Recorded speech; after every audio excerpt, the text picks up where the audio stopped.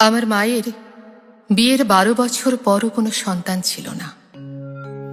শাশুড়ির মুখে বাজা আর প্রতিবেশীর মুখে আটকড়ি শুনতে শুনতে ঠাকুর ঘরে কেঁদে কেঁদেই আমার মায়ের দিন কাটছিল। আমার মা কলেজ টপার, আধুনিকাও ছিল। অল্পেতে ভেঙে পড়ার মানুষই তিনি নন। তবুও তিল তিল করে এগিয়ে যাচ্ছিল একাকিত্বের গভীরে। আমার মায়ের শরীর যখন ক্রমশ খারাপ হচ্ছে, বাবা মাকে বলেছিল, চলো আমরা একটা সন্তান দত্তক নিই। সেদিন বাবার ওই এক কথায় মা ছুটে গিয়েছিল অনাথ আশ্রমে। সেখানে পছন্দ করে নিয়ে এসেছিল আমাকে।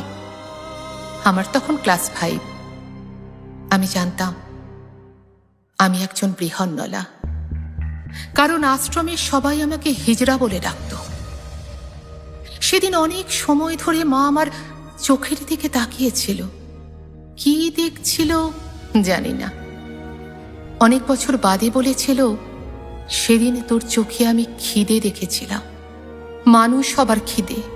আর ভাবছিলাম যে মা তোকে জন্ম দিয়েছে তাকে তো কেউ বাজা বা আটকুড়ি বলতে পারবে না।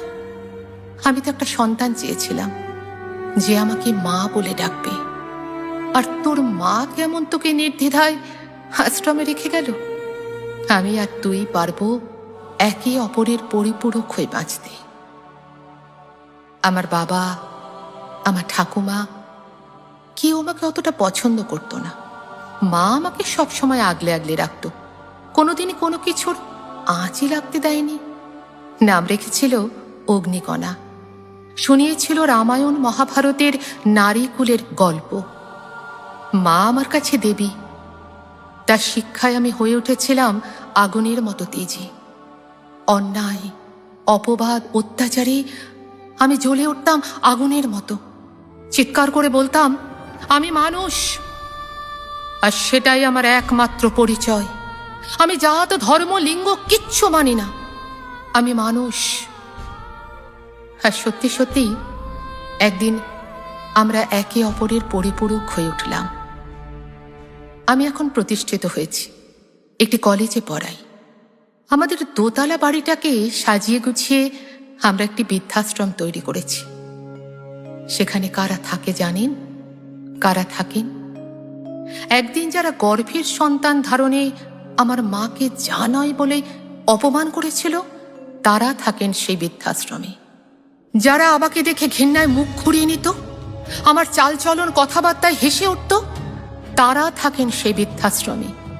আর যে গর্ভের সন্তানে তারা অহংকারী হয়েছিলেন, সেই সব সন্তানেরাই তাদের দিকে মুখ ফিরিয়ে ছুঁড়ে ফেলে দিয়ে গেছেন এই বৃদ্ধাশ্রমে। আর আমার মা তাদের বরণডালা সাজিয়ে স্বাগত জানায়।